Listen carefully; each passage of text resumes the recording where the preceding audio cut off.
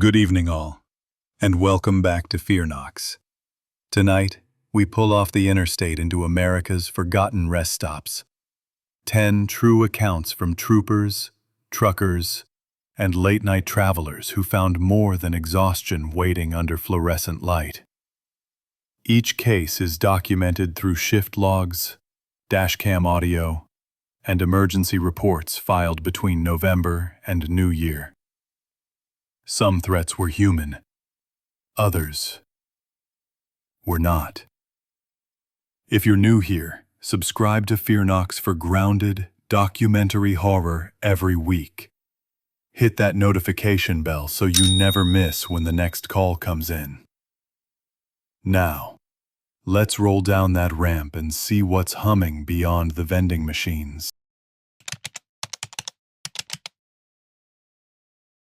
I've been a state trooper on the I-80 corridor for 12 years.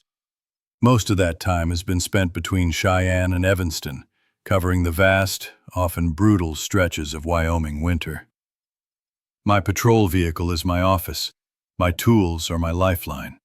The radio, the laptop, the thermal imager, the standard issue flashlight. Routine dominates the job. Traffic stops, accident response, stranded motorists. But every so often, the routine breaks, and you find yourself in a situation that doesn't fit the manual. It was one of those nights, deep into a graveyard shift, when the radio crackled with a welfare ping. Dispatch reported a blue minivan, a Chrysler Pacifica, registered out of Colorado, stationary for over 3 hours at the I-80 rest area near Elk Mountain. The system flagged it because the vehicle's internal telemetry indicated an unusual halt in a low-traffic zone, especially given the sub-zero temperatures. A simple check, they said. Probably just someone sleeping off a long drive. I acknowledged the call, checked the time on my dash clock, 0217, and adjusted my route. The rest area was about 15 miles east. The wind was picking up, pushing fresh powder across the asphalt, blurring the lane lines. My cruiser cut through the biting cold, the heater blasting, a stark contrast to the conditions outside. Pulling into the rest area, the lot was mostly empty. A couple of 18-wheelers idled in the truck parking, their engines rumbling softly. The blue minivan was exactly where dispatch said it would be, parked nose in to the snow berm that lined the east side of the lot. It was a standard parking spot, but the way it was angled, almost burrowing into the snow, struck me as slightly off. I eased the cruiser to a stop about 20 feet behind it, angling my spotlights onto the minivan. The vehicle was indeed blue, a common enough shade. What immediately caught my attention were the windows. Every single one, from the windshield to the rear hatch, was completely fogged from the inside. Not just a light mist, but thick, opaque condensation, as if someone had been breathing heavily in a sealed, warm space for hours. I grabbed my flashlight and stepped out, the blast of frigid air hitting me like a physical wall. My breath plumed instantly. The snow crunched under my boots as I approached the minivan. My standard procedure for a welfare check is methodical. Check the vehicle for signs of forced entry. Attempt to make contact. Check the license plate against dispatch records and observe the immediate surroundings for any clues about the occupants. I circled the minivan once, shining my light over the exterior. No damage, no obvious signs of a struggle. The doors were locked. I tapped lightly on the driver's side window, then the passengers, calling out, "State Patrol, anyone in the vehicle?" Silence. Then, a flicker.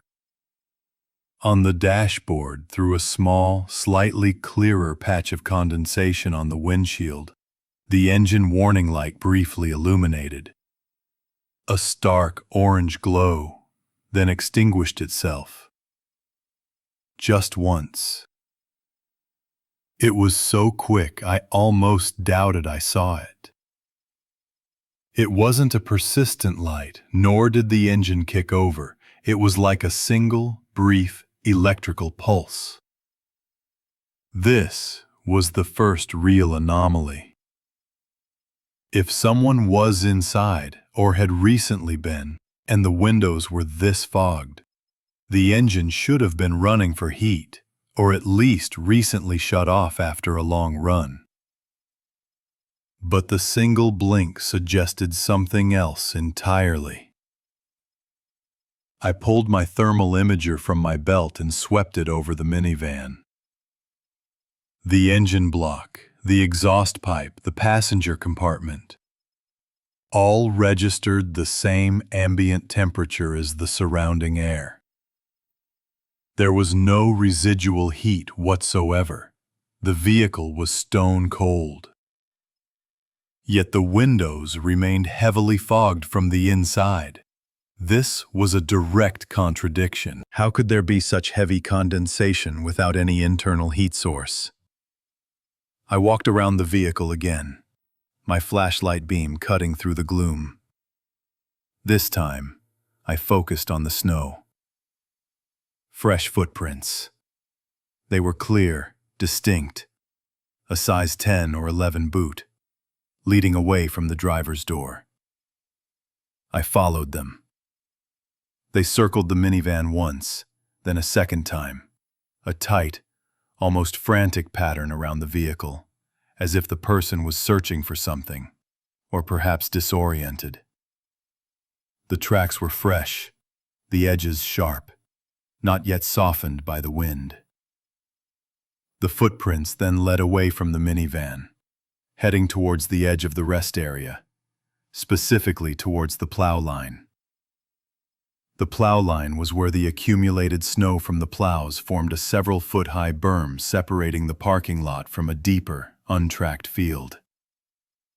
It was also, crucially, the boundary of the rest area's security camera coverage. The rest area building itself, with its vending alcove and restrooms, was 100 yards to my left, well within camera view. But the plow line was a blind spot. I followed the tracks to the plow line. They reached the base of the snow berm, then vanished. Not covered by new snow, not obscured by wind, but simply stopped. The snow beyond the plow line was undisturbed, a pristine, unbroken blanket. It was as if the person had walked up to the berm, paused, and then ceased to exist. My initial assumption, a minor mistake in judgment, had been that the driver simply walked into the rest area building. Now, that felt unlikely. No tracks leading towards the building, only towards the impenetrable snow berm. I called dispatch.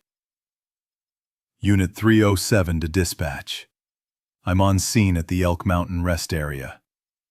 I have the blue minivan. Vehicle is cold. Doors are locked. Windows are heavily fogged from the inside, but no internal heat. I have fresh boot prints circling the vehicle twice, leading to the plow line, then they vanish. No tracks beyond that point. Requesting registered owner contact info and any additional details on the initial ping. The dispatcher, her voice calm, relayed the registered owner's name and contact, confirming the ping was purely an automated stationary vehicle alert, not a distress call. I tried the number. It went straight to voicemail. I left a message, detailing the situation and requesting a return call. I decided to expand my search. Standard procedure for lost tracks in snow would be to call K9, but the tracks here were not lost. They simply ended, and the cold would quickly erase any scent. This called for a rogue search pattern, a term we sometimes used for an intuitive, non-standard grid search when evidence was scarce. I began a methodical sweep of the area around the plow line, extending out in a wide arc, checking behind the snow berm itself despite the unbroken snow. I walked along the entire length of the berm, flashlight cutting through the darkness, looking for any disturbance, any sign. The only sound was the distant hum of the vending machines in the rest area building, and the relentless sigh of the wind. I even checked the large industrial trash compactors, shining my light into their cavernous openings. Nothing. I paused, looking back at the minivan. The fogged windows stared back, an inexplicable contradiction. I remembered a summer evening, years ago, sitting on a porch swing with my grandfather, watching fireflies blink in the twilight. Simple, warm, and entirely logical. This, out here, was the opposite. I walked back to the minivan, trying one more time to peer inside. I found a spot on the driver's side window where the condensation was slightly thinner. I cupped my hands around my eyes, pressing my face to the glass. The interior was dark, but I could make out the seats, the dashboard. Nothing seemed out of place. No personal effects scattered, no signs of a struggle. Just the empty, cold cabin and the persistent, unexplainable fog. I called dispatch again. Dispatch, Unit 307. I've conducted a thorough ground search, no sign of the driver or any other individuals. No tracks leading into the rest area building either. The situation is highly unusual. Requesting a tow for the vehicle, and I'll file a missing person report. The tow truck arrived about 40 minutes later, its yellow lights flashing against the white landscape. The tow driver, a man I knew from years of these calls, gave me a questioning look as he hooked up the minivan. He tried the doors again, just in case. Still locked. He noted the fogged windows, shaking his head. Never seen one like that, trooper. Cold as ice, but looks like someone just stepped out of a hot shower in there. I watched as the minivan was hoisted onto the flatbed. The engine warning light did not blink again. The fogged windows remained, a silent, unsettling testament to an event that defied explanation. The case was filed. The missing person report circulated. But no one ever called back from the registered owner's number. No one ever reported seeing the driver. The minivan was eventually processed for evidence, yielding nothing. The footprints were gone by morning, swallowed by new snow and wind. The rest area cameras, as expected, showed nothing beyond the plow line. The only lingering evidence was the image of that blue minivan, cold and empty, its windows still thick with an impossible fog. Forever parked in a blind spot. I've been on the night shift for 12 years now. Mostly commercial buildings, office parks, the occasional factory floor. For the last 3, it's been the community center out on the west side. It's a big place, sprawling, with a gym, an Olympic-sized pool, several multi-purpose rooms, and a labyrinth of corridors. My shift starts at 10 p.m., ends at 6 a.m. Most of that time is spent in a quiet rhythm.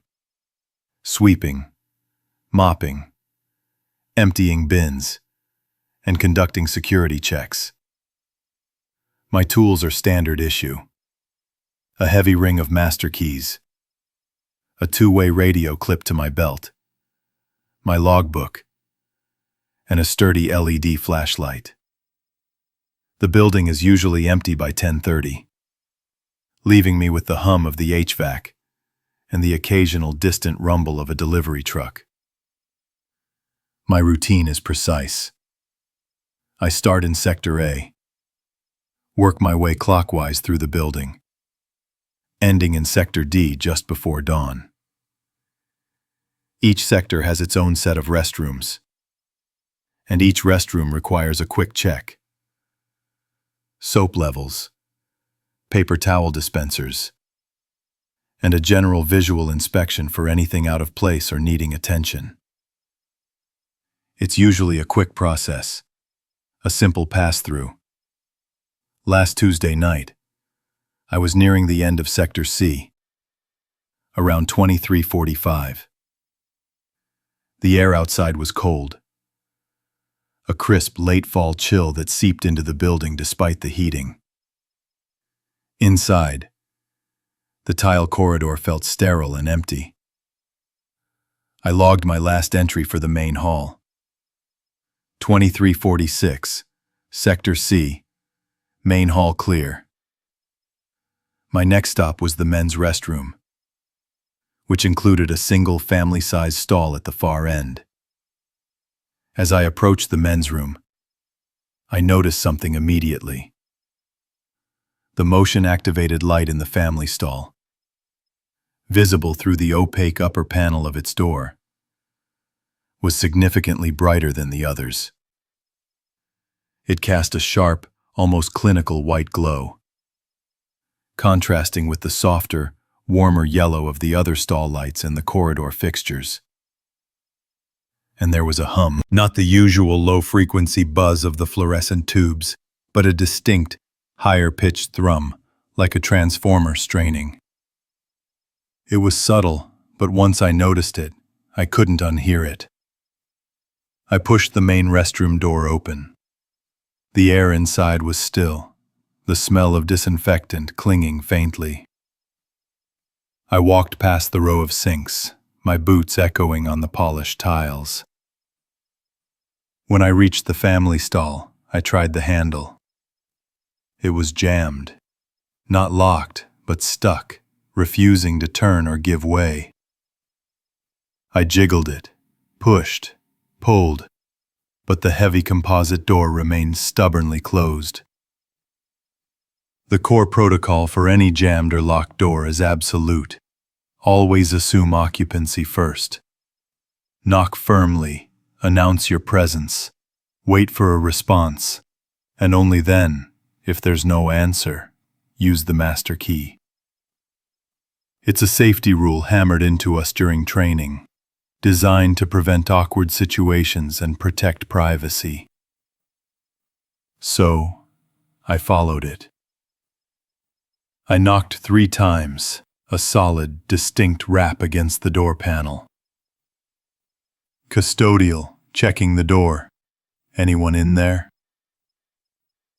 I waited, listening. The thrum from inside the stall seemed to intensify slightly, a low vibration against my palm. But there was no voice, no rustle, no sound of movement. I waited a full 30 seconds, counting them off in my head, before reaching for my key ring.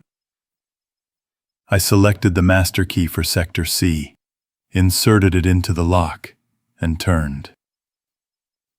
The mechanism clicked with a satisfying thud. I pushed the door inward. What happened next wasn't right.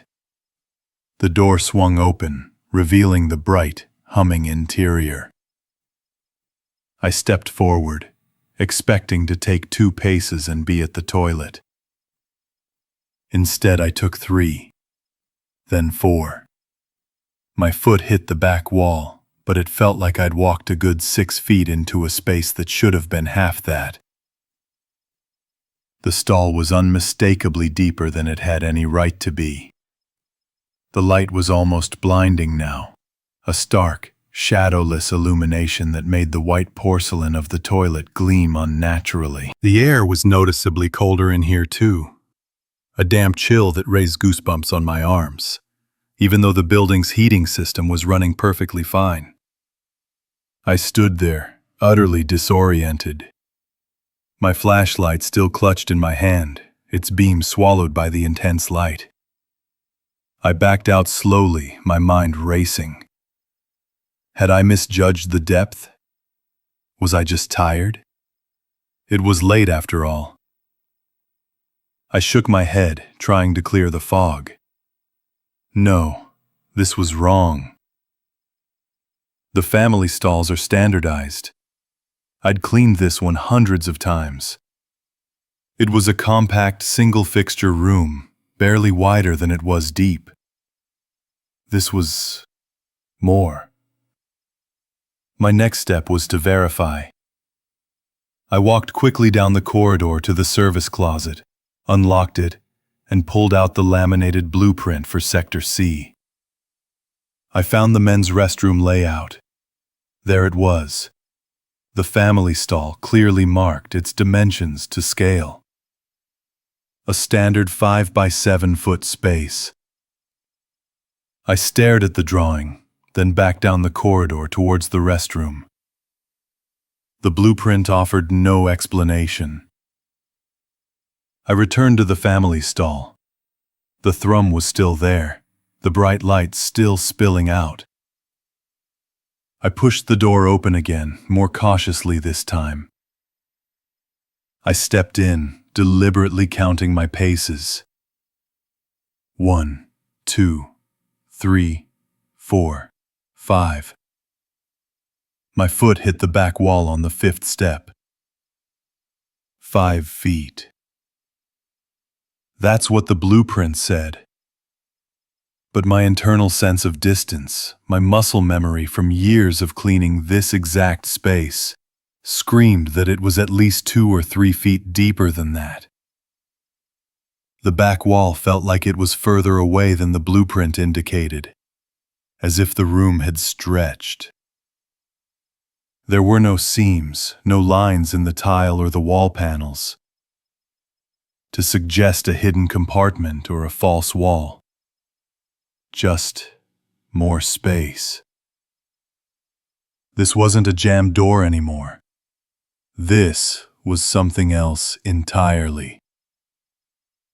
My professional protocol for a jammed door involved basic tools. Maybe a little WD-40. This required something far beyond my pay grade. I have an unusual situation in Sector C men's restroom. Requesting supervisor attendance. Go ahead, custodial. What's the nature of the issue? Dispatch's voice was calm, routine.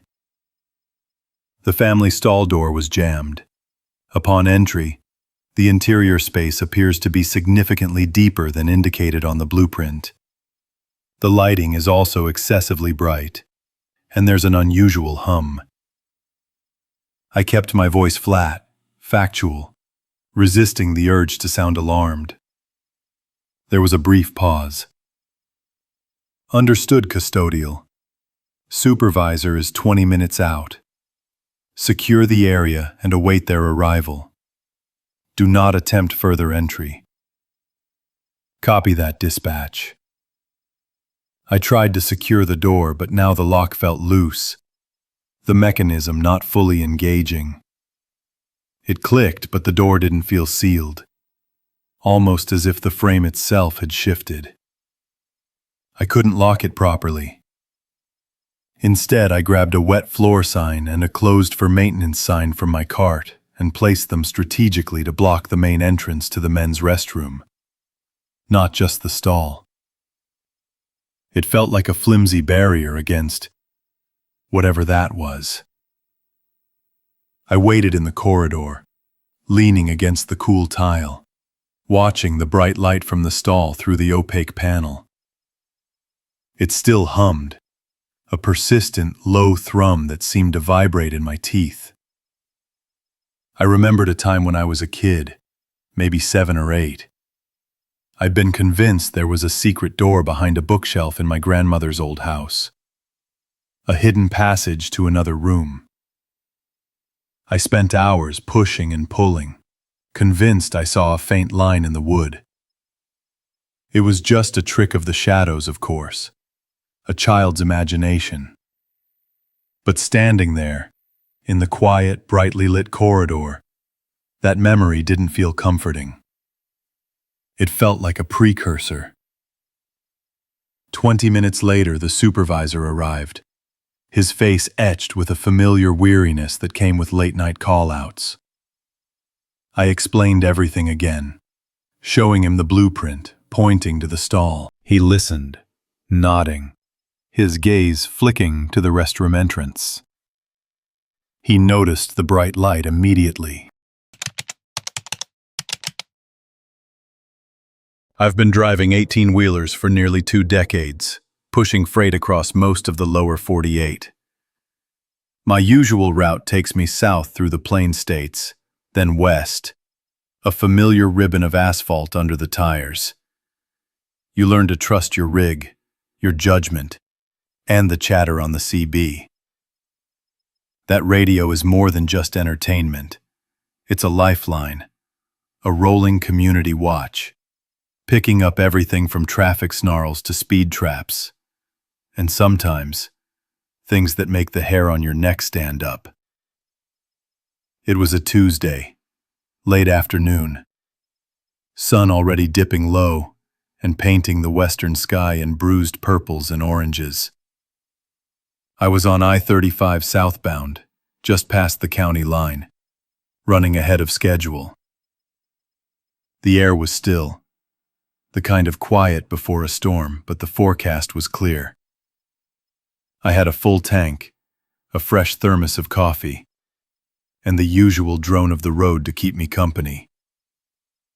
My logbook was current, my pre-trip inspection solid, and I was looking forward to making good time to the next way station. Then, the CB crackled.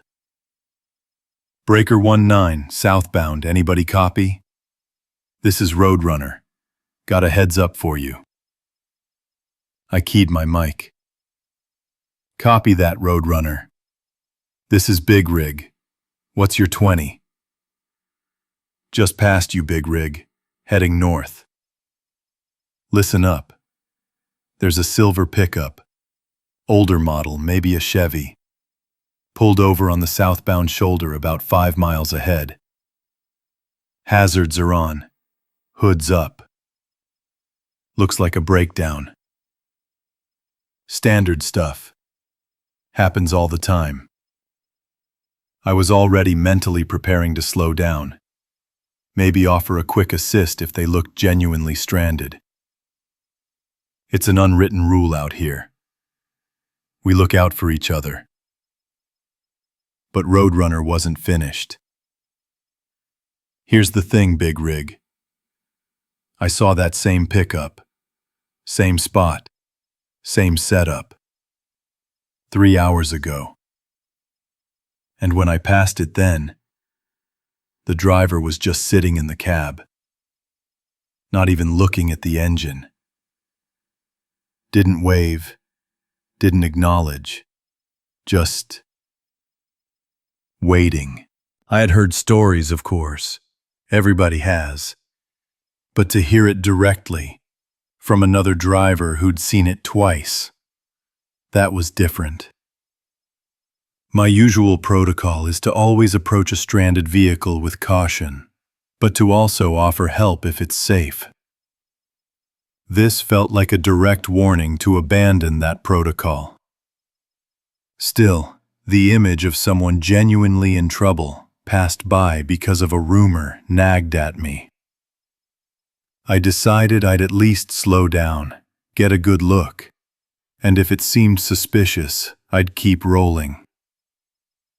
My mistake was underestimating the coordination of what I was about to encounter, assuming I could assess the situation quickly and safely from my cab. About 5 miles later, just as Roadrunner had described, there it was. A silver pickup, mid-90s model, parked on the wide, gravelly shoulder. The hood was indeed up, and the hazard lights blinked with a rhythmic, almost hypnotic pulse in the fading light. No one was visible outside the truck. The driver's side door was closed. I slowed my rig, downshifting, the air brakes hissing softly. I eased into the right lane, then onto the shoulder, pulling up about 100 feet behind the pickup. My headlights illuminated the rear of the truck. I killed my engine, the sudden silence deafening after hours of road noise. I grabbed my flashlight and my heavy wrench just in case. From my cab, I could see a figure inside the pickup's cab, slumped slightly, facing forward. No movement. I waited, scanning my mirrors, checking the road. The sun had almost vanished now, leaving only a sliver of orange on the horizon.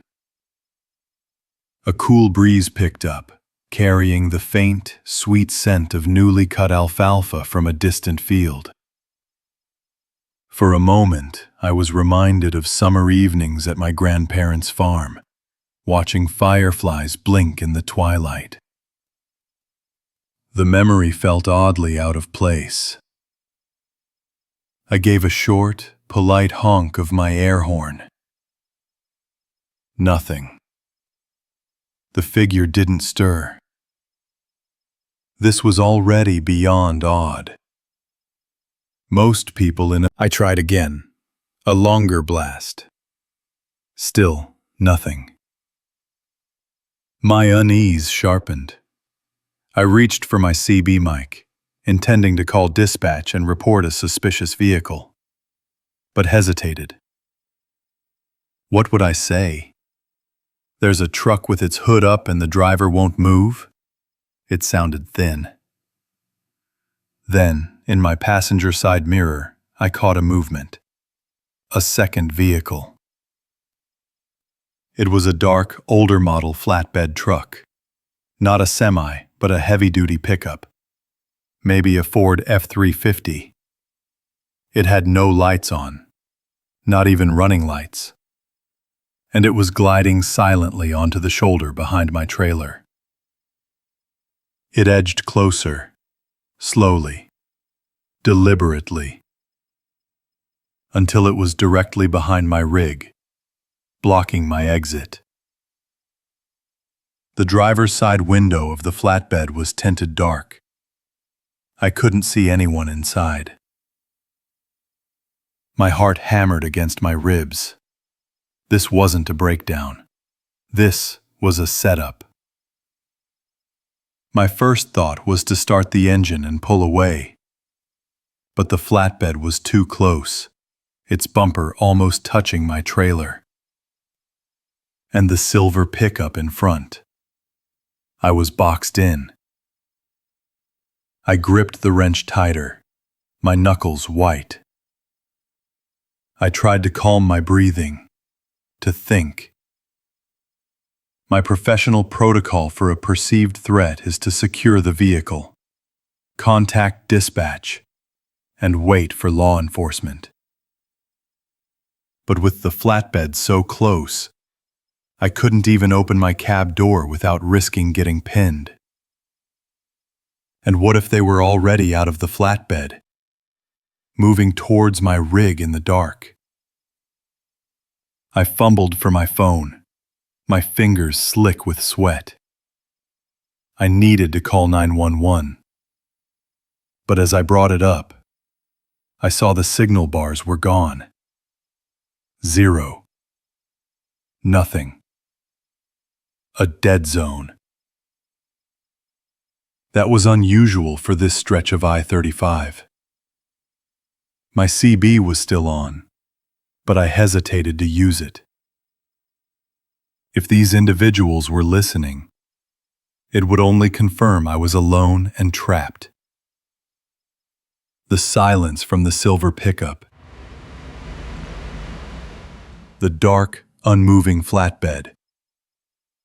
I threw the transmission into drive, stomping on the accelerator. My rig lurched forward, the trailer scraping against the flatbed's bumper with a sickening crunch. The silver pickup ahead of me suddenly shifted. The figure inside, which I'd thought was slumped, now sat upright, turning its head. I saw no face, just the dark outline of a head in the dim cab. I swerved hard to the left, pulling my rig off the shoulder and onto the main highway, barely missing the rear of the silver pickup. I glanced in my mirror. The flatbed was still there, but it hadn't moved to pursue. The silver pickup's hazards were still blinking, its hood still up. They were just watching. As I sped away, I checked my phone again. Still no signal. It felt like I was driving out of a bubble. I drove for another 30 minutes, my heart pounding, before I found a rest area with a picnic shelter and a clear cell signal. I pulled in, parking under the bright lights of the shelter, which felt like a beacon of safety. I called 911, recounting the incident to the dispatcher. She took down the details, promised to send a patrol car to check the location, and advised me to stay put. I needed to use the restroom to splash some cold water on my face. The picnic shelter had a small building with facilities.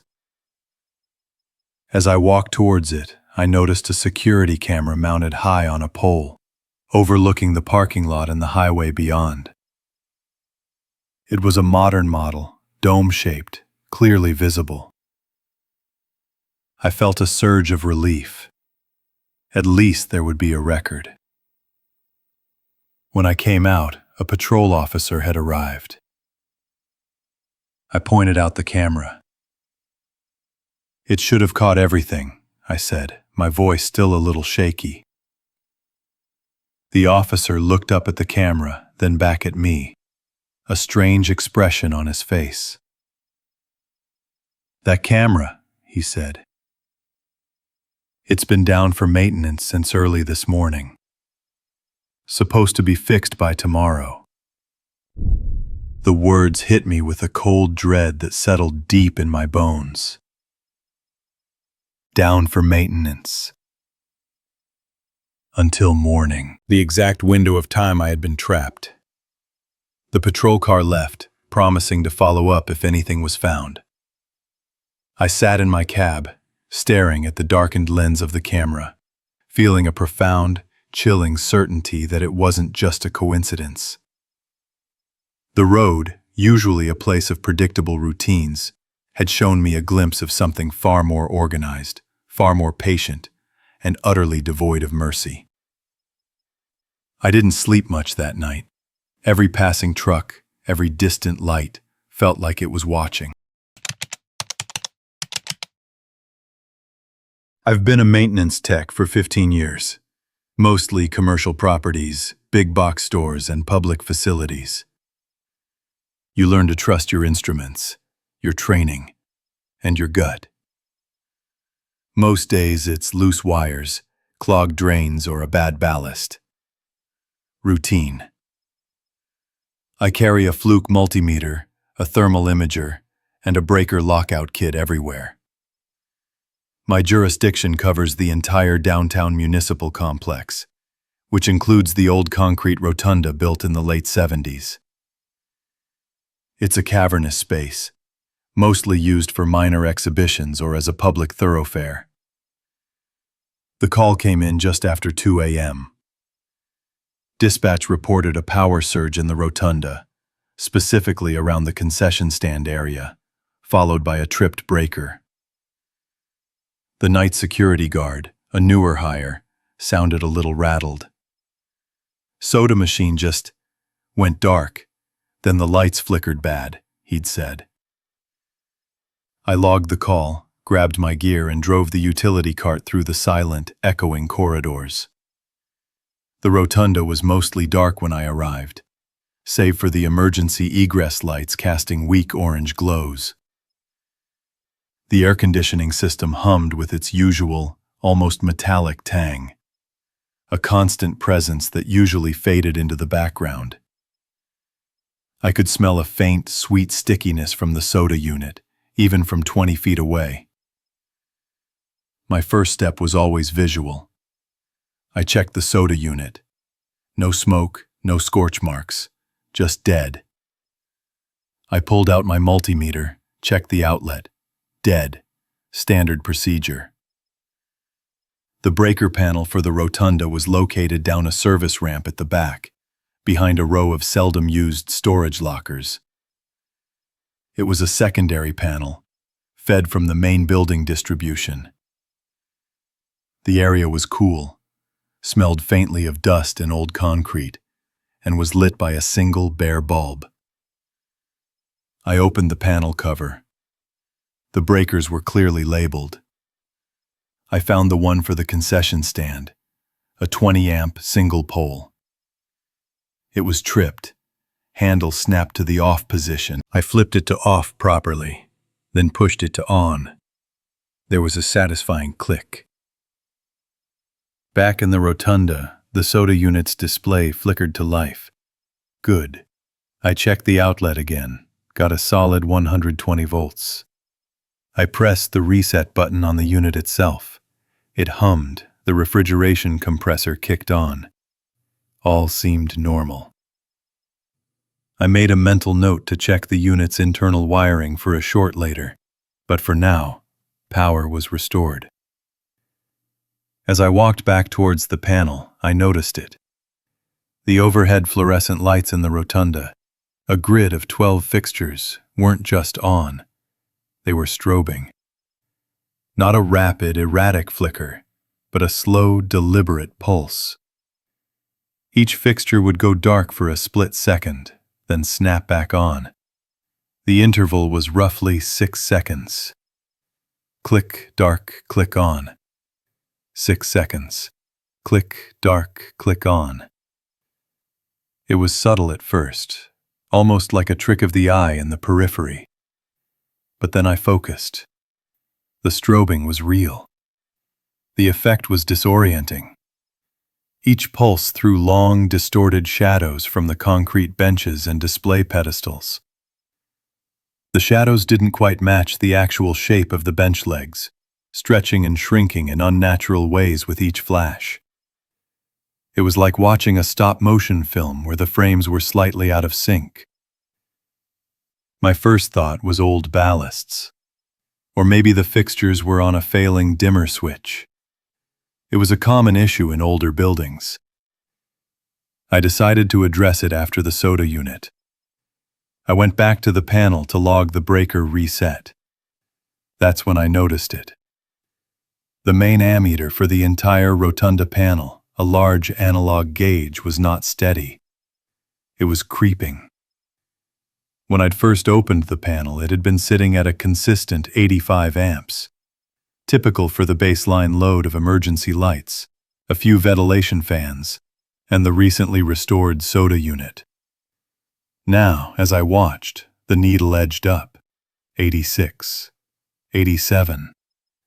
It paused, then continued, slowly, deliberately. 88, 89. I frowned. Nothing new had been powered on. The soda unit was drawing its expected load. The lights were strobing, yes, but that shouldn't increase the overall current draw in a steady, creeping fashion. If anything, a failing ballast might cause a voltage drop, or erratic spikes, but not this slow, deliberate climb. My professional protocol is clear.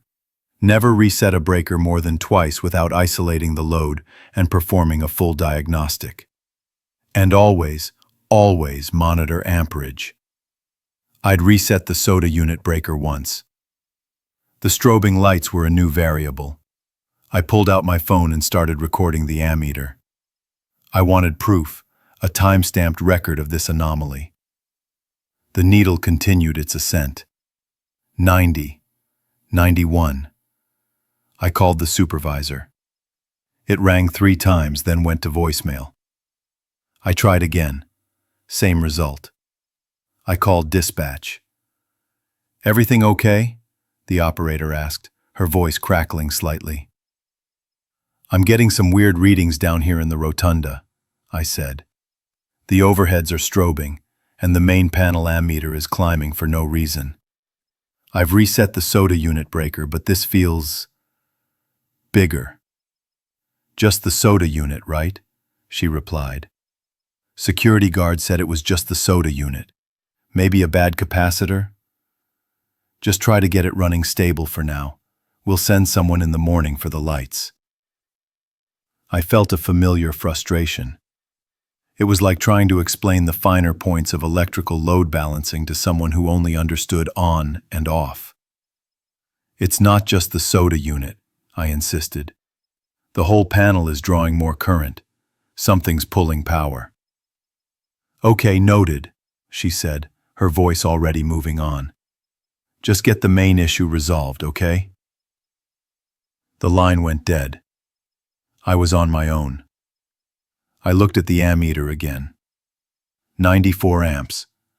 The strobing overheads in the rotunda outside the service ramp continued their rhythmic pulse. Click, dark, click on. The shadows writhed. It was strange, and I knew it wasn't right. I thought back to a summer job I had in high school, painting lines on a parking lot. Simple, clear, predictable. This was anything but. I decided to check the connections on the main breakers. Maybe a loose lug was heating up, causing resistance. I used my thermal imager. Everything was cool, normal operating temperature. No hot spots. Which was even stranger. If the current was increasing, there should be some thermal signature. The ammeter hit 98 amps. The strobing lights, I noticed, were now pulsing faster, maybe every 4 seconds. The shadows were becoming more aggressive, reaching further, contracting faster. They seemed to possess a weight, a texture that shouldn't be there. The concrete floor felt colder through the soles of my work boots. I looked at the soda unit breaker. It was fine. The lights weren't on a separate breaker on this panel, but part of a larger lighting circuit on the main building panel. The current increase wasn't localized, it was systemic to this panel. But what was drawing it? Nothing was plugged in, nothing was running that wasn't accounted for. I watched the ammeter needle creep past 100 amps. The strobing lights outside the ramp were now coming every 2 seconds. The shadows were a violent, disorienting blur. I could hear a faint, high-pitched whine that seemed to emanate from the panel itself, a sound that resonated in my teeth. It was an electrical hum, but too high, too sharp. My phone, still recording, felt cold in my hand. The ammeter was at 105 amps. The panel was rated for 150, but this was an empty building, late at night. There was no explanation for this climb. No new equipment, no sudden load.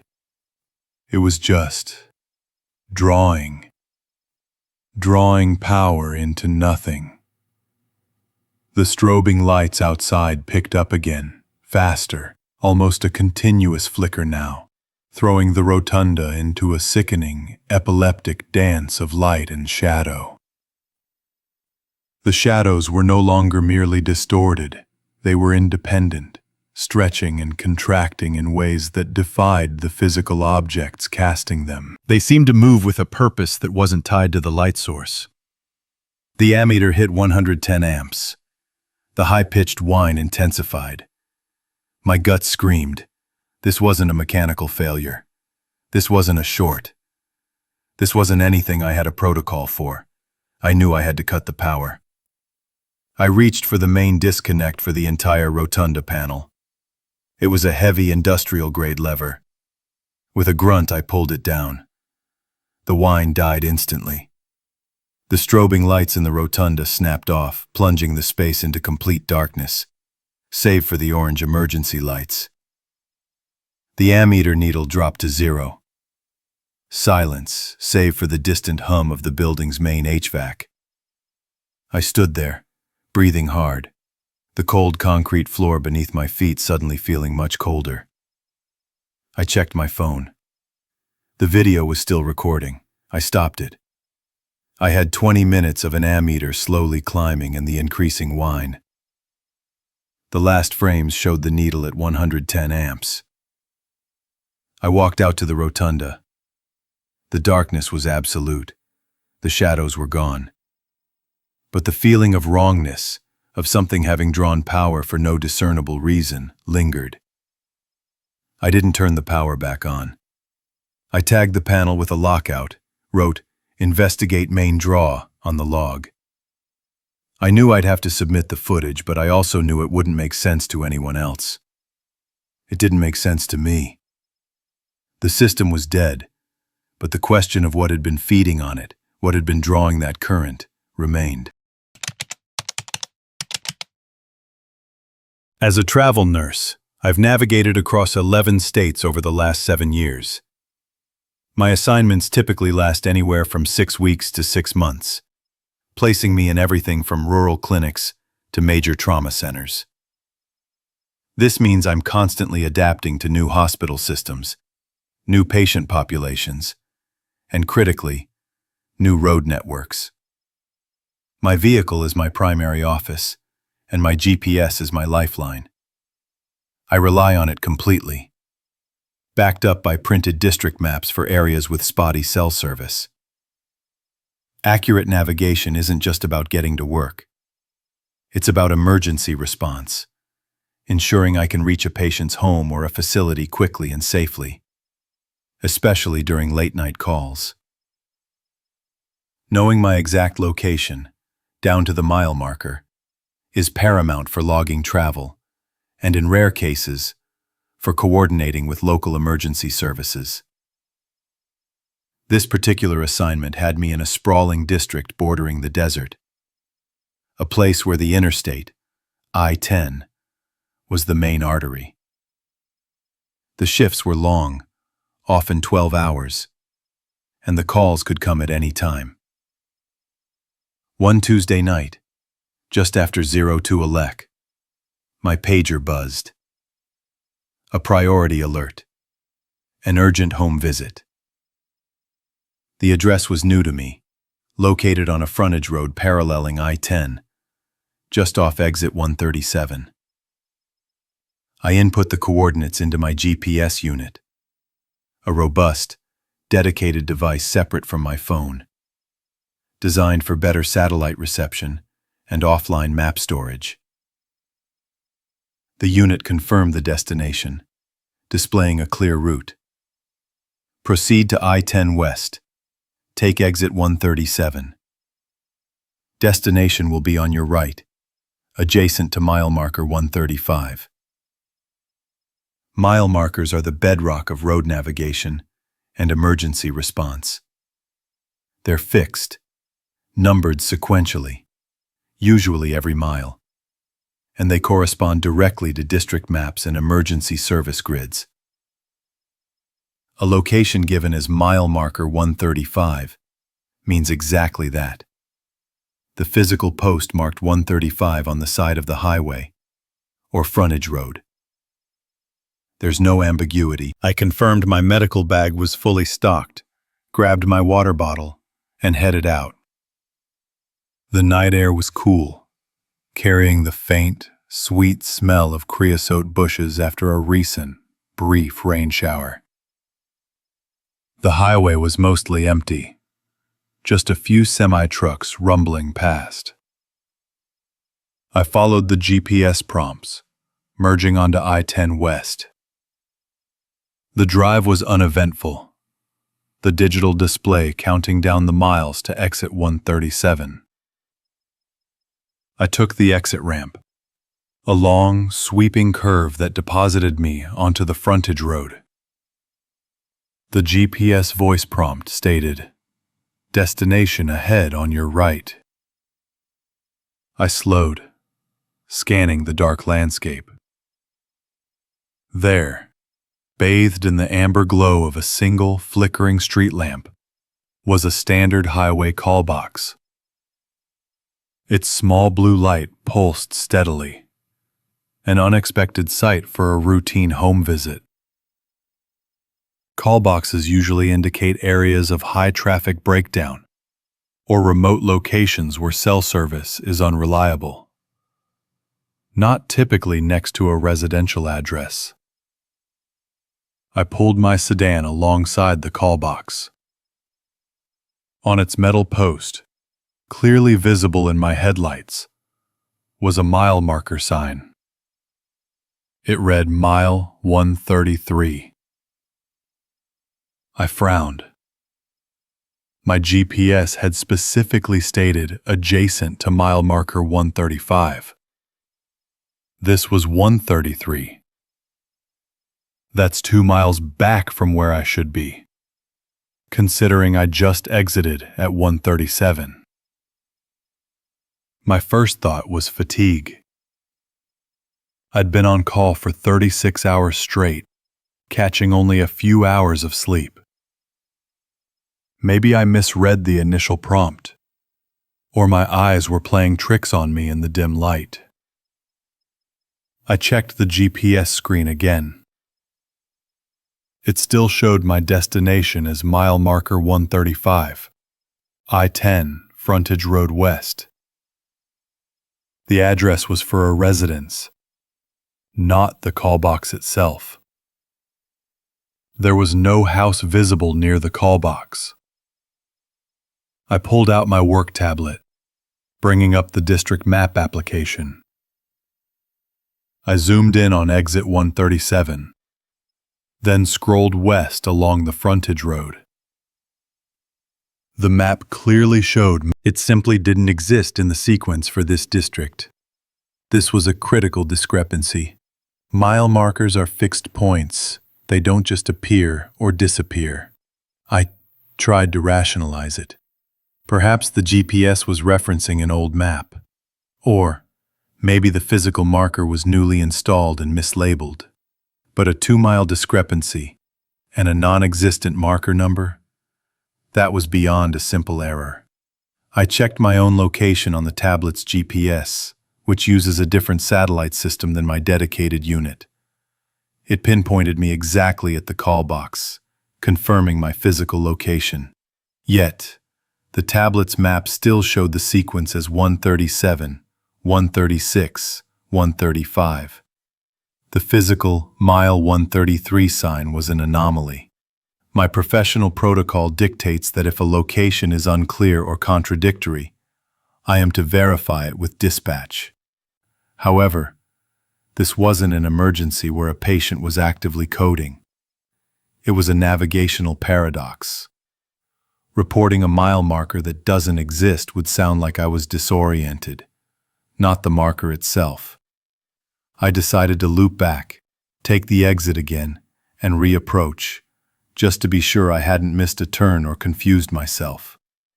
It felt like a small, professional mistake on my part, not double-checking the mile marker against the map before reaching the location, assuming the GPS was infallible. I made a U-turn on the frontage road, heading back towards the I-10 West on-ramp. The GPS recalculated. Proceed to I-10 West, take exit 137. The voice was calm, almost annoyingly so. I re-entered the interstate, drove for a few minutes, then took exit 137 again. The same long, sweeping curve. The same stretch of frontage road. As I approached the spot where the call box stood, my headlights cut through the darkness.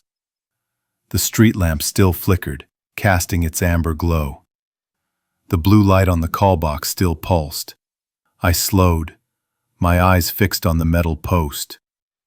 This time, the mile marker sign read, mile 136. My breath caught in my throat.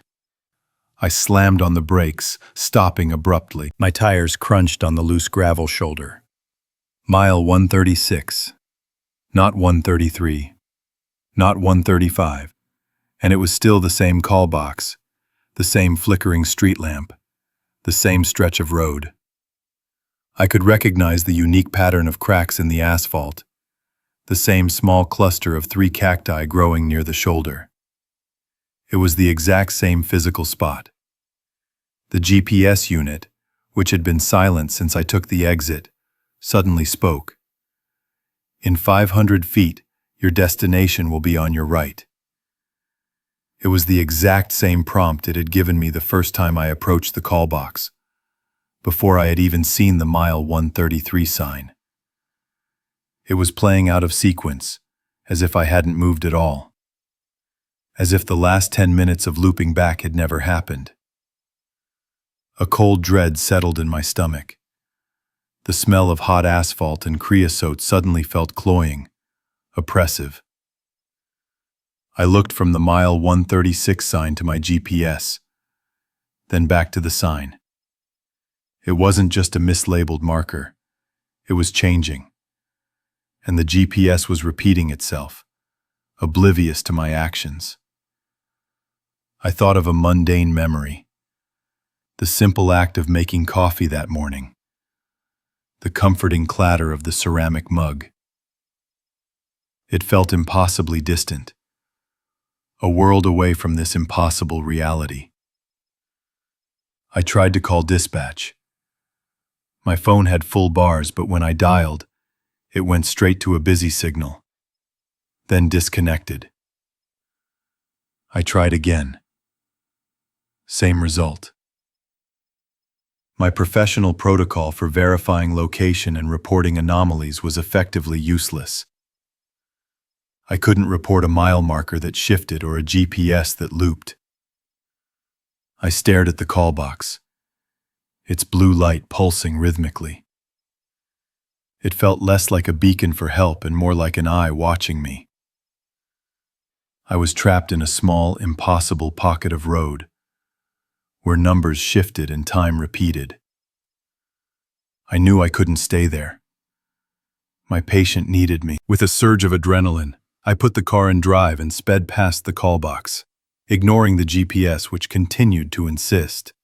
In 500 feet, your destination will be on your right. I drove west, away from the flickering light and the impossible numbers.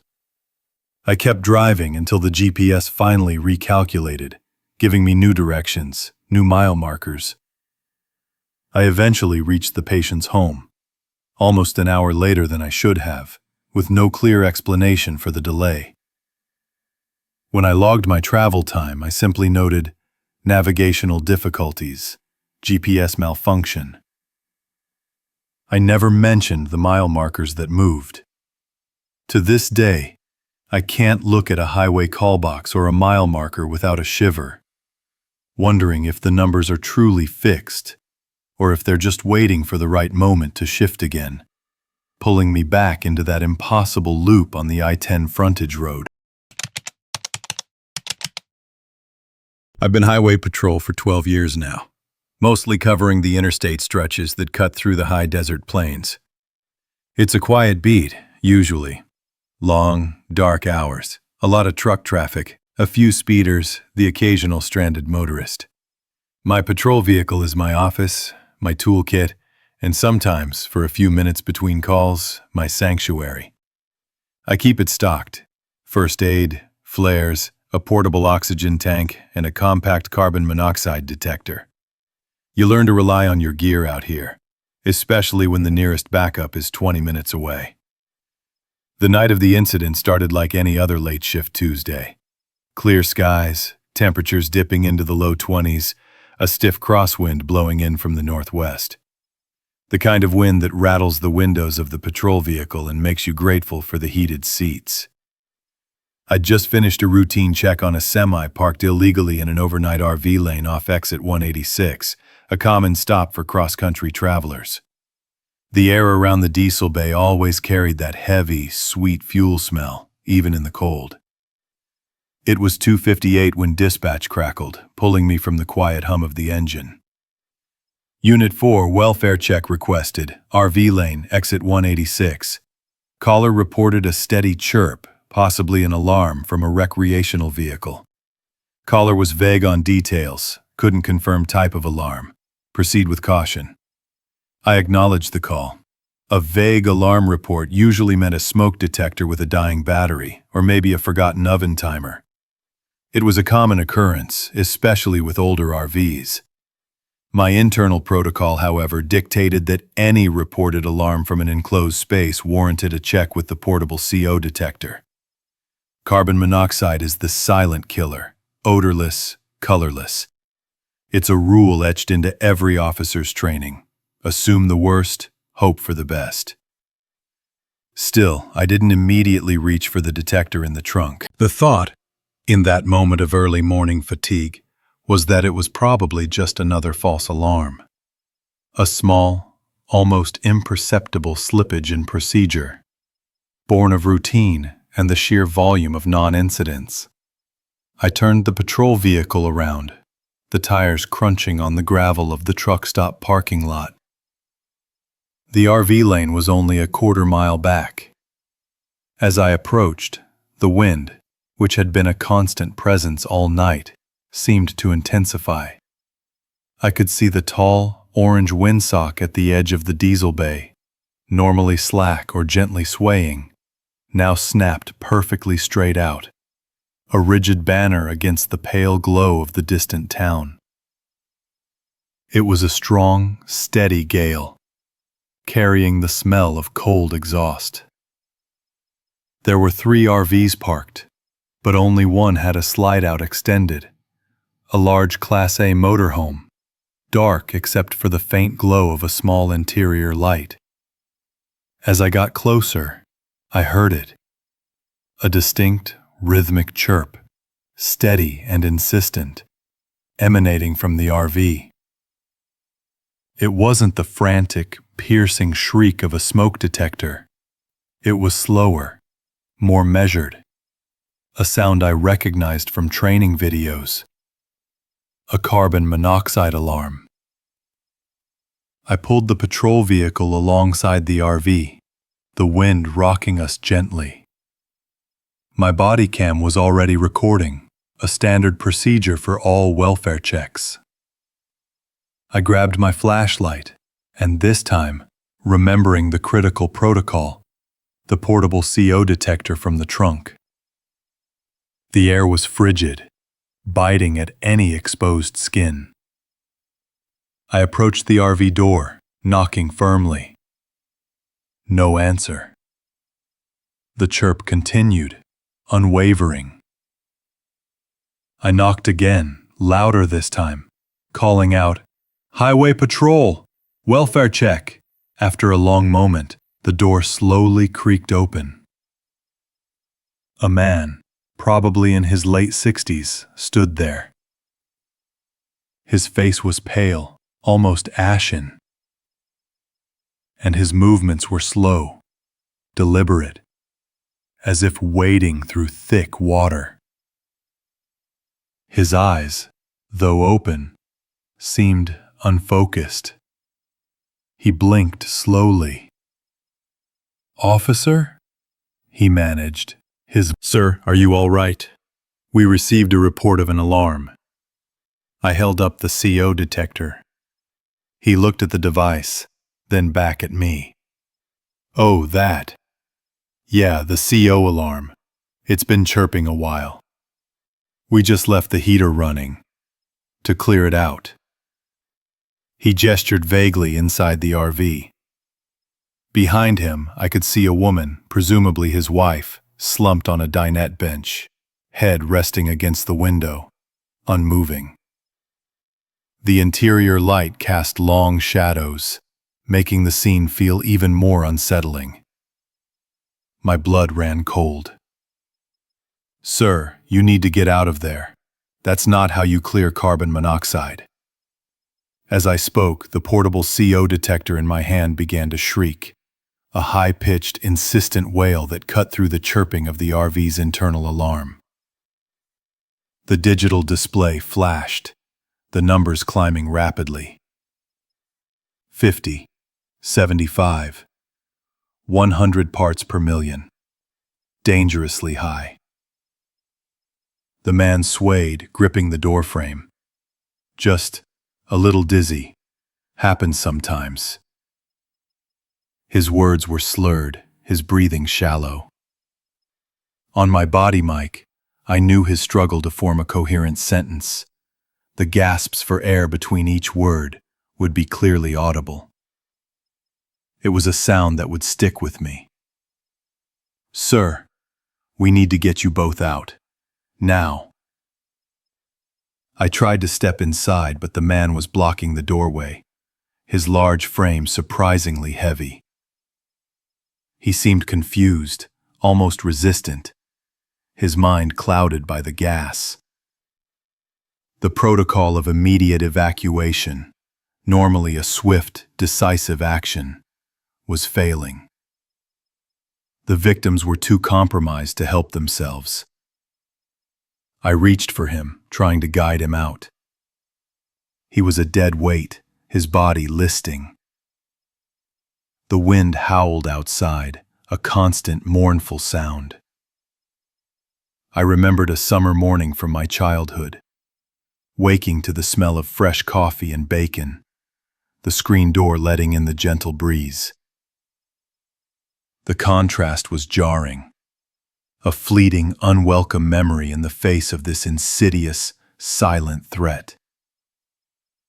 I managed to pull him onto the steps. The CO detector screamed in my hand, a constant reminder of the invisible poison filling the air. I yelled into my radio. "Unit 4, urgent assistance needed. 2 occupants, severe CO exposure. Requesting paramedics, fire, immediate backup." My voice sounded strained, a little breathless on the recording. I could feel a dull ache starting behind my eyes, a faint lightheadedness. I was breathing it too, though I tried to hold my breath, to minimize exposure as I struggled to extract the man. By the time Unit 2 arrived, lights flashing, the man was unconscious on the ground outside the RV. The woman was still inside, unresponsive. The windsock at the diesel bay continued to snap straight out, a relentless, indifferent indicator of the force that had driven the RV's own exhaust back under its extended slide-out, sealing the fate of its occupants. Fire personnel arrived quickly, ventilating the RV, their own CO detectors confirming the lethal levels. Paramedics worked on the couple, administering oxygen, their movements urgent and precise. I was checked over by the paramedics. My CO levels were elevated, but not critical. The headache lingered, a dull throb. The body cam footage I knew would capture the entire event. The steady chirp of the RV's alarm, the man's labored breathing, my own increasingly desperate tone, and the relentless shriek of my portable detector. Later, after the scene was secured and the couple transported to the nearest medical center, their condition critical but stable, I walked back to my patrol vehicle. The wind still cut through the darkness.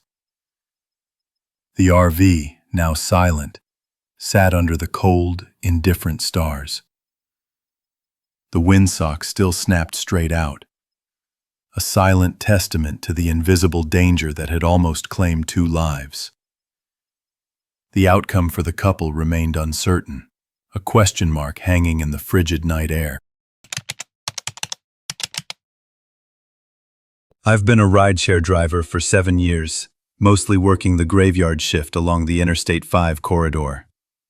My territory stretches from the southern agricultural valleys up into the denser urban sprawl, but the late hours often mean I'm navigating the arteries between, the stretches of highway punctuated by truck stops and rest areas.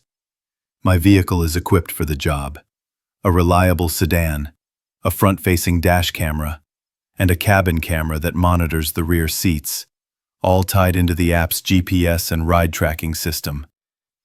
This setup is my office, my security, and my record keeper. Every pickup, every drop-off, every fare is logged digitally. That's the core of the business. The app is the undisputed ledger. One Tuesday night, pushing into the early hours, I was running on fumes. The digital clock on my dash read 3:17. The air outside was thick with a damp chill, the kind that precedes a heavy fog, though for now, visibility was clear.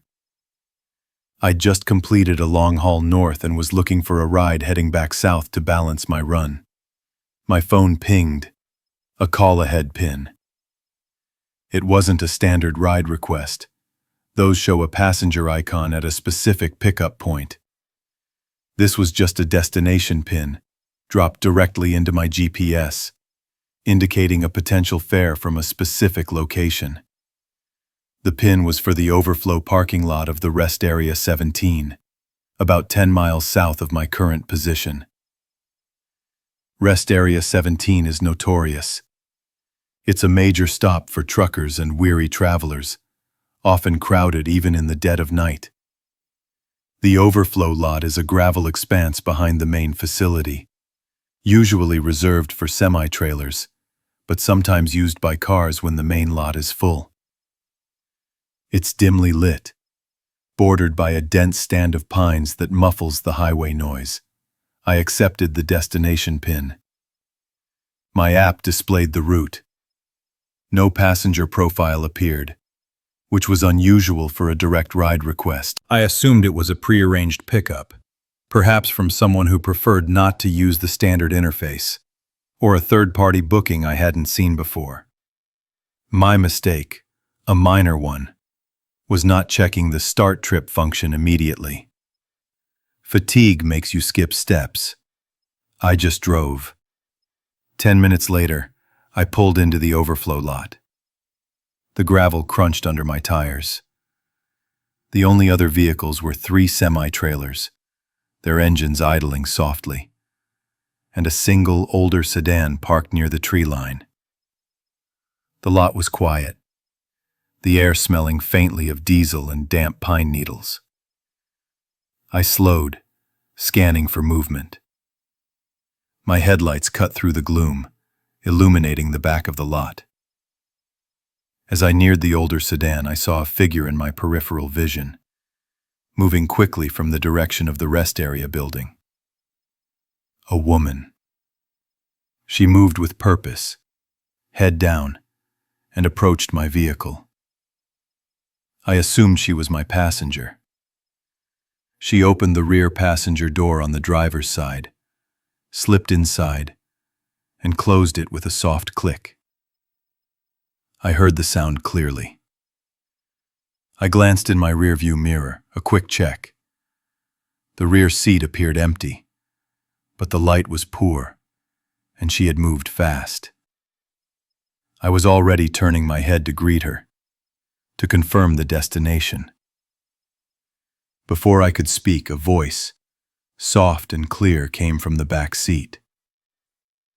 "Thank you," she said. It was a simple, polite statement. I turned my head further, ready to reply. "You're welcome," I said, my voice a little rough from the late hour. I waited for her to state her name or confirm the destination, but there was only silence. I looked at the app. Still no passenger, no trip initiated. The destination pin remained. This was where the core protocol of my job failed. Every ride begins with a pickup, confirmed in the app. No pickup, no ride. No record. I frowned, tapping the screen. No active trip. I had driven 10 miles and there was no passenger to drop off. No fare to collect. "Ma'am?" The back seat was empty. Utterly, completely empty. The door was shut. The seatbelt buckle was still in its resting position. There was no impression on the fabric, no lingering warmth. Nothing. A cold dread began to spread. I checked the app again. Nothing. I pulled out my phone, went to the trip history. Empty. No record of a ride request to this location. No ghost trip. It was as if I had simply driven to a random parking lot. My first thought was a glitch. The app could be buggy. I restarted it, restarted my phone. Still nothing. I tried to call support, but without a trip ID, they couldn't even log my query. "There's no record of you accepting a ride to that location, driver," the automated voice informed me. "Please ensure you accept all ride requests through the app." I drove out of the overflow lot, circling back to the main rest area. I scanned the call-ahead lane, the main parking area. No one. The older sedan I'd seen earlier was still there, but no one was near it. The fog had begun to roll in, a thin, spectral veil obscuring the distant highway lights. I needed proof. I pulled over to the fog line, the white painted edge of the highway shoulder, and accessed my cabin camera footage. The camera records continuously, storing a rolling 20-minute loop. I fast-forwarded to the moment I pulled into the overflow lot. The footage was grainy but clear enough. My headlights swept across the gravel. I saw the faint outline of movement, just as I remembered. A quick flash of something dark near the rear door. The door opened, then closed. My head turned. I saw myself say, "You're welcome." Then, a half-beat after my own voice on the recording, I heard it. The soft, clear voice from the back seat. "Thank you." It wasn't an echo, it was a delay. My response had preceded the stimulus.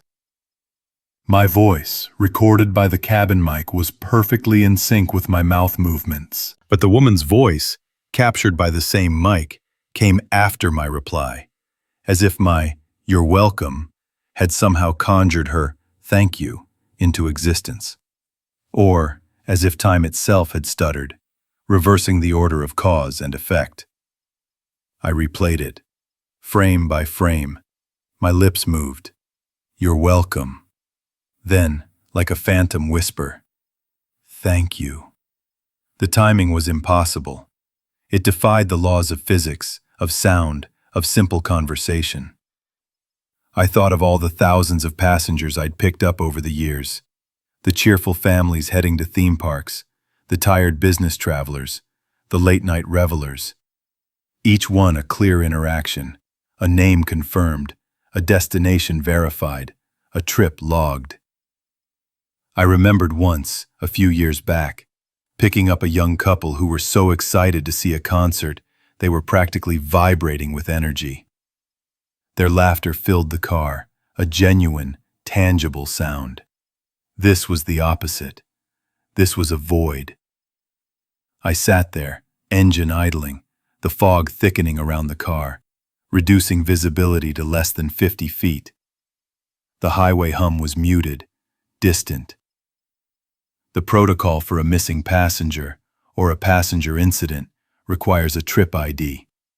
Without one, there was no incident to report, no record of a ride that never existed.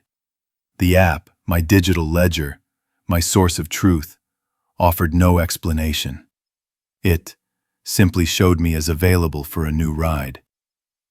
I couldn't shake the feeling of that voice, the impossible timing of it. I deleted the footage. It felt like tampering with evidence. But what evidence? Against whom? For what? There was no official channel for a voice that appears out of sequence, for a passenger who thanks you for a ride you never gave, then vanishes from an empty car. I just drove. I kept driving, the memory of that impossible "thank you" echoing, not in my ears, but in the silence of the empty back seat. It was 0540, the temperature holding steady at 12 degrees Fahrenheit, wind out of the northwest at 7 knots. My breath plumed white, stinging the exposed skin around my goggles. I'm a Department of Transportation Facilities Inspector, covering the northern sector of the state for the last 17 years. That means checking everything from bridge abutments to rest area plumbing, especially during the deep freeze. Today's route included the I-90 westbound scenic overlook, a remote stop about 30 miles past the last major town. It's a quiet stretch, and the main building, with its small convenience store and 2 active restrooms, usually sees only a trickle of traffic this early. My primary objective was the adjacent winterized wing. Standard procedure for these remote facilities during winter months dictates a complete shutdown of one wing to conserve heating costs and prevent burst pipes. The wing is drained, utilities are cut, and all access points, interior and exterior, are secured with heavy-duty padlocks and tamper-evident seals. These seals are logged with timestamps and my badge number upon each inspection. It's a system I've relied on for years. A simple, robust protocol that ensures no unauthorized access and no unexpected maintenance issues come spring thaw. The integrity of these seals is paramount. They're the first line of defense against vandalism, or, worse, squatters.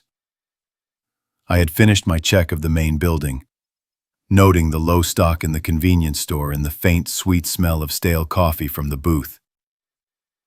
My handheld thermal imager showed no anomalies in the active heating lines. Everything was as it should be. I logged the main building status, then turned my attention to the winterized section. The exterior door to the winterized wing was sealed.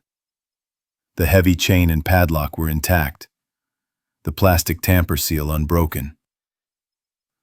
I noted the serial number and logged it. All clear. I then walked the perimeter, checking windows, all boarded or shuttered as per protocol. No signs of forced entry. This was the routine, the predictable, the kind of day that usually ended with a hot coffee and a stack of completed logs. My mistake, a minor one I initially dismissed, occurred as I re-entered the main building to access the interior connection to the winterized wing.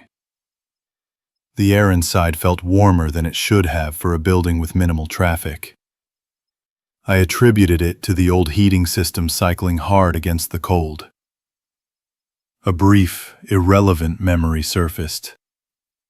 A summer picnic at this very rest stop, years ago, with my family. The air thick with the smell of pine and grilled burgers. The contrast with the current biting cold was stark. I made my way to the connecting corridor, a short, concrete passage leading to a heavy steel door marked Winterized Section, authorized personnel only. This door too was secured with a padlock and seal. I confirmed its integrity, logged it, and then unlocked it with my master key, breaking the seal. The air on the other side was noticeably colder, carrying a faint, clean scent of pine cleaner, oddly out of place in a wing that should have been completely dormant. The first anomaly hit me immediately. The public restroom door, usually locked from the inside and secured with an additional barricade during winterization, was standing slightly ajar. Not wide open, but enough to see the dark interior. My stomach tightened. This was a clear violation. I pulled out my service pistol, just a reflex, but kept it holstered. This wasn't a law enforcement issue yet, just a facilities breach.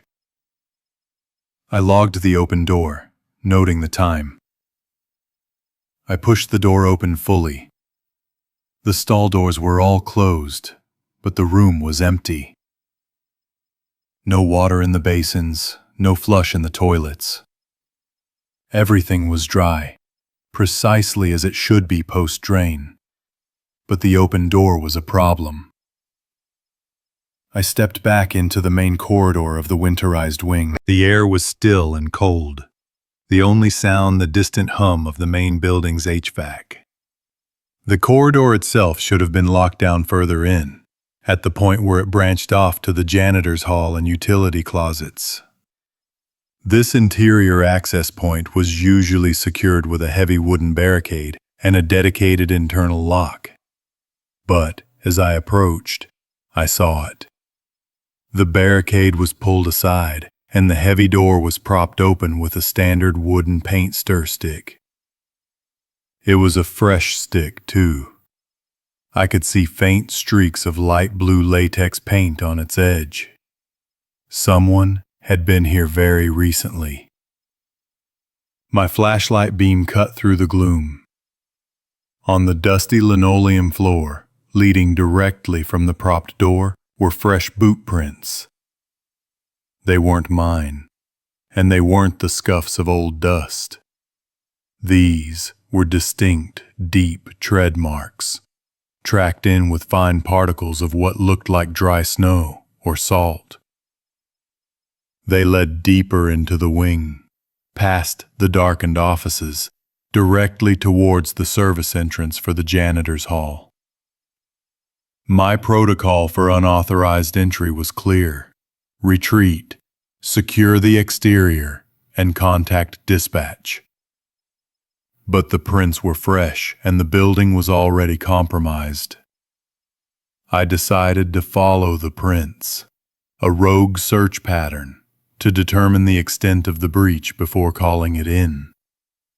This was my second mistake, prioritizing immediate assessment over strict adherence to procedure.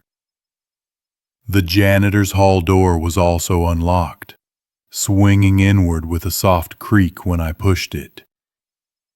The smell of pine cleaner was stronger here. The boot prints continued, clear and undeniable, through the small storage area, past the empty mop sinks, and then stopped abruptly at the far wall. My flashlight beam landed on a rectangular outline in the ceiling. Roof access. A metal hatch, usually secured with a bolt from the underside, was slightly ajar. No exterior ladder was present at this facility.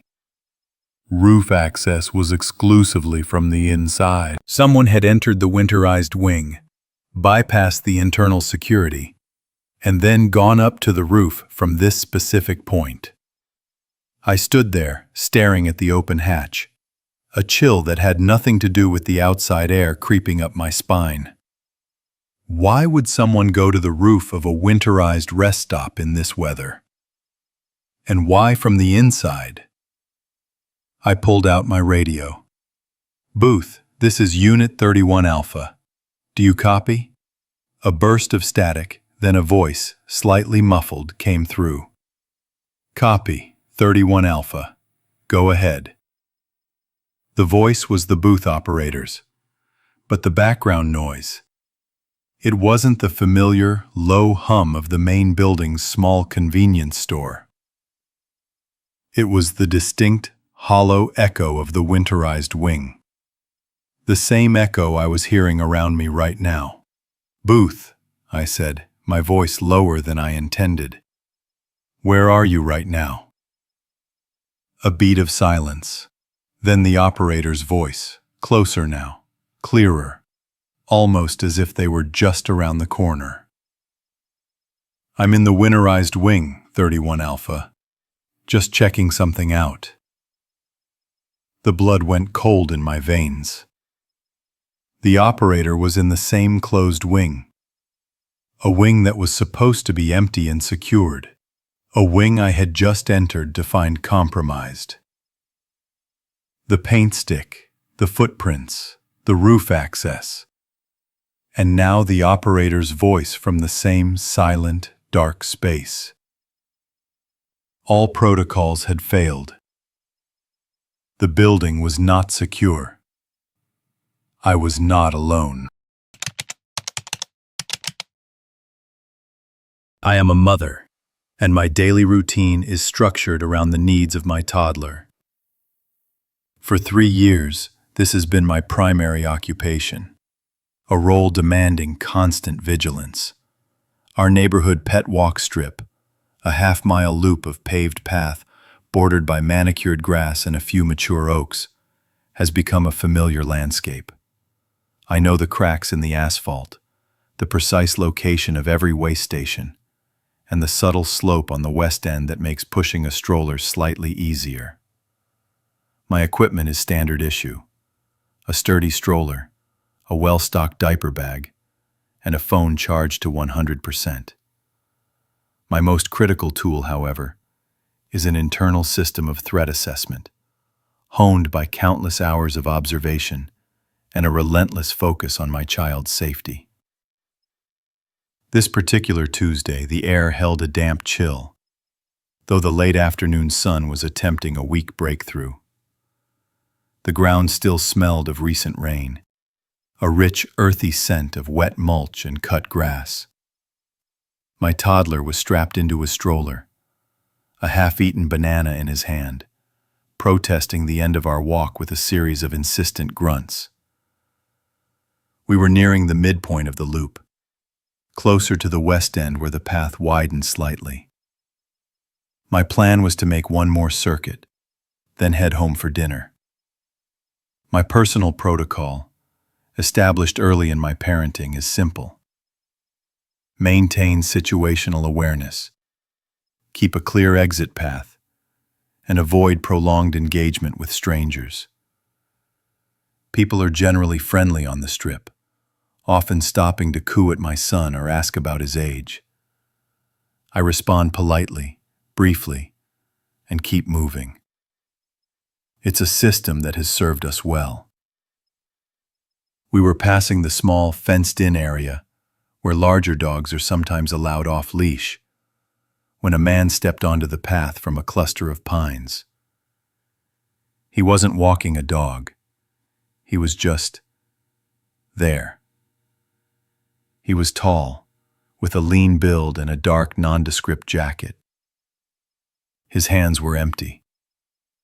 My internal alarm system, usually a quiet hum, immediately elevated to a low thrum. I adjusted my grip on the stroller handle, a subtle shift that also put my phone within easier reach. "Rough day?" he asked, his voice even, not overtly friendly, not hostile. He gestured vaguely at my son, who had just dropped the remains of his banana. I offered a tight smile. "Just tired." I kept walking, maintaining our pace. My protocol dictates minimal interaction. He matched my stride easily. "Looks like he could use a treat. There's a vending alcove just around the bend, closer on the west end. You could run inside quick." My pace faltered, just for a beat. That was my mistake. My internal system, usually so decisive, hesitated. The detail about the west end alcove was specific. Most people wouldn't know that detail unless they frequented the strip or had observed it closely. It was a small, tucked-away area, not immediately obvious from the main path. My mind flashed to a memory of a few months prior. A bright summer morning. My son giggling as he chased pigeons near that very alcove. A moment of pure, uncomplicated joy. The contrast with the current cold anxiety was jarring. "No, thank you," I said, my voice firmer than I intended. "We're heading home." I tried to pick up the pace, pushing the stroller harder. He didn't miss a beat. "I could watch him for you, just for a minute. You wouldn't even have to unbuckle him." His gaze was fixed on my son, not me. His tone was still even, almost persuasive, like he was offering a helpful suggestion, not proposing something deeply unsettling. This was a direct violation of my core protocol. Never, under any circumstance, leave my child with an unknown individual. The suggestion itself felt like a physical blow. The hum in my head became a blaring siren, The professional protocol of maintaining a clear exit path felt suddenly compromised. He was between me and the main entrance to the strip, and the path ahead was less populated. "No," I repeated, louder this time, my voice tight. "That won't be necessary." I veered sharply, attempting to cut across the grass towards the parking lot, even though it was a longer, less direct route. My heart hammered against my ribs. He didn't follow me directly. Instead, he pivoted.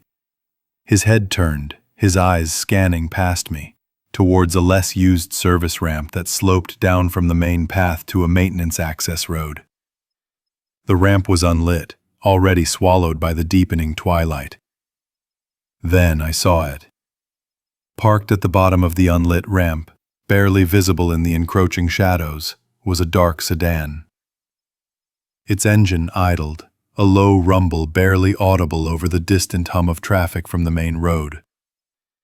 And its license plate, I could just make it out, was covered with a strip of dark tape. The sight of the taped plate, combined with his specific knowledge of the area and his persistent offer, solidified the threat. This wasn't a misguided, helpful stranger. This was a setup. The casual demeanor, the specific knowledge, the idling car, the unlit ramp, it all clicked into place with terrifying clarity. My blood ran cold, then hot. I didn't look back. I didn't scream. My son, sensing my distress, began to whimper. I pushed the stroller with all my strength, abandoning any pretense of a calm exit.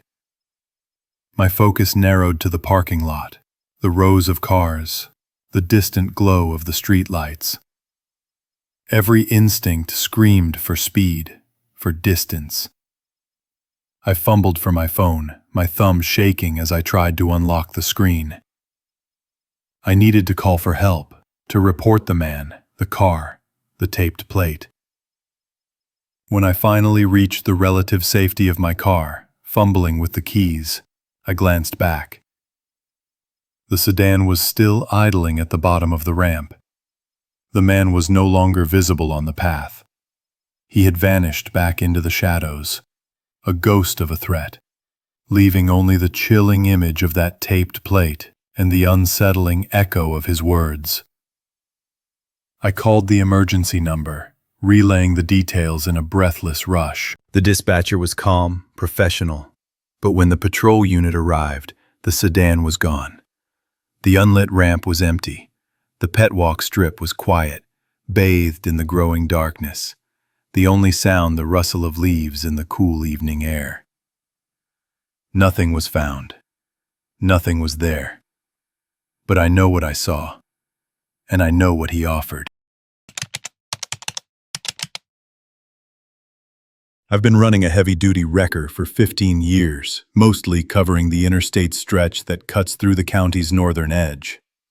It's a mix of old highway, new bypass, and plenty of median crossovers designed for emergency access or U-turns for local traffic. My truck, a 20-ton rotator, is my office, my toolbox, and sometimes my only company. I know every pothole, every blind curve, every stretch of guardrail that's seen too much action. Late winter is usually quiet, just slick roads and occasional fender benders. But this past February, things got complicated. It was just past midnight when dispatch called. Unit 3, we have a report of hazard cones in the eastbound live lane, just past the Route 17 overpass. Caller states 3 orange cones, sitting right in the middle lane, around the blind curve. High priority, potential hazard. I acknowledged the call. The Route 17 overpass curve is notorious. It crests sharply, then drops into a gentle right-hand bend, completely obscuring anything on the road until you're almost on top of it. Standard procedure for a road hazard is to approach with caution, lights flashing, and maintain a safe following distance. My dash cam, A dual-channel system recording front and rear, logs everything: speed, GPS, time, and audio.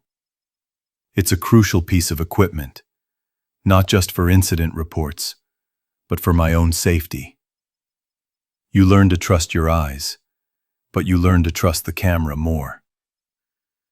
I flicked on my amber strobes, engaged the PTO for the air compressor, and started my slow roll eastbound. The air was cold, damp, and thick with the smell of wet asphalt and road salt. Earlier that morning, I'd been enjoying a hot coffee and a stale donut, watching the sunrise paint the eastern sky. The world felt solid then. Now, the highway was mostly empty, just the hum of my diesel engine and the occasional whoosh of a semi passing in the westbound lanes. As I approached the Route 17 overpass, I scanned the eastbound lane. Nothing. The pavement was dark, wet, reflecting my headlights in long, distorted streaks. I slowed further, down to about 35 miles per hour, my eyes glued to the road ahead. Dispatch had been specific. In the live lane, around the blind curve. I crested the curve. Still, nothing. The lane ahead was clear, pristine in the beam of my high beams. Dispatch, this is Unit 3. I'm on scene, past the Route 17 overpass. I'm not seeing any cones in the live lane. Road appears clear. A moment of static. Unit 3, caller is insistent. They just passed through, reported them clearly visible, said they almost hit them. I frowned. It wouldn't be the first time a caller was mistaken, but usually they didn't sound this certain. I decided to make a full sweep. I pulled onto the shoulder, engaged my work lights, and started walking back, carefully, against traffic, my high-visibility vest glowing. I walked the entire curve, scanning every inch of the lane. Nothing. Not a single piece of orange plastic. I was about to call dispatch to close the ticket when something caught my eye on the median, just beyond the guardrail. 3 standard orange traffic cones. They were upright, almost equidistant, like someone had placed them there deliberately. They looked wet, glistening with salt spray from the passing traffic, but they were definitely on the median, not in the lane. I walked over, picked them up. They were the standard 28-inch highway cones, heavy-duty plastic, cold and slick to the touch. I carried them back to the wrecker and tossed them into the bed, securing them with a bungee net. I logged the incident as hazard cleared, cones relocated from median, noting the discrepancy. It was odd, but not unheard of. Maybe the caller saw them on the median and mistakenly reported them in the lane. Or maybe someone had moved them just before I arrived. 2 hours later, the call came again. Unit 3, another report of hazard cones, eastbound, same location, Route 17 overpass. Caller reports 3 cones in the live lane. Dispatch sounded less certain this time, almost apologetic. My gut tightened. I'd just cleared 3 cones from that exact spot. I was still in the area, waiting for a recovery on the westbound side. I swung the truck around and headed back. This time I paid closer attention to my dashcam feed on the in-cab monitor. As I approached the curve, my eyes still saw nothing in the lane, but the dashcam, as it rounded the crest, captured a fleeting, blurred flash of orange, low to the ground. And then, through the dashcam's external microphone, a distinct, unsettling sound. A light, scraping rattle of plastic skittering on wet asphalt. It was faint, but unmistakable. I hit the brakes, slowing to a crawl. The sound stopped. I pulled onto the shoulder, heart thumping a little faster. I got out, walked back. The live lane was, again, absolutely clear. But on the median, in the exact same spot as before, were 3 orange cones. They were wet, dripping with salt spray. I walked back to my truck, a cold dread starting to creep in. I double-checked the bed. The 3 cones I'd collected earlier were still there, secured under the bungee net. These were new cones. I called dispatch. Dispatch, this is Unit 3. I'm on scene again. The live lane is clear, but there are 3 cones on the median, same spot as before. And the cones I picked up earlier are still in my truck bed. There was a long pause. Understood, Unit 3. That's unusual. We've had no other units in that area. Are you certain they're not the same cones? Positive, dispatch. These are fresh. The ones in my truck are dry now. All right, Unit 3. For now, just leave them on the median. Perhaps someone is doing some kind of work and moving them back and forth. This was my mistake. I should have secured them again, marked them, done something to verify their origin. But the idea of a prankster moving cones back and forth just to mess with us seemed plausible enough in the dead of night. I agreed. Before leaving, I grabbed a portable trail cam I sometimes used for accident scene documentation. I found a sturdy signpost on the shoulder, facing the curve, and secured the camera there, aiming it to capture both the live lane and the median crossover. If someone was messing around, I'd catch them on video. I went back to waiting for my recovery, trying to shake off the weirdness. But the sound, that faint rattle of plastic, kept replaying in my mind. Around 4 a.m., the phone buzzed again. Unit 3, another report. Eastbound, Route 17 overpass. Caller states 5 cones in the live lane. 5. My stomach dropped. I started the wrecker, the diesel groaning to life in the pre-dawn chill. As I approached the curve this time, I had both the dash cam feed and the in-cab monitor for the shoulder cam active. My eyes were fixed on the road, but my ears were straining for that sound. The salt spray was heavy tonight, coating the windshield in a fine mist even with the wipers on. As I crested the curve, the dash cam showed nothing. But then it came. Louder this time, a frantic, scraping, rattling sound. It wasn't just 3 cones, it was more. The dash cam screen flickered, showing blurred orange shapes, moving, skittering. I slammed on the brakes. The sound cut out instantly. I got out, my flashlight beam cutting through the damp air. The live lane was predictably clear. I walked to the median, 5 cones, neatly arranged, dripping wet. I walked back to the shoulder cam, retrieving it. My hands were shaking slightly. Back in the truck, I pulled the SD card and reviewed the footage. The shoulder cam footage showed the median, the 3 cones I'd left there earlier. Nothing happened. No person, no vehicle.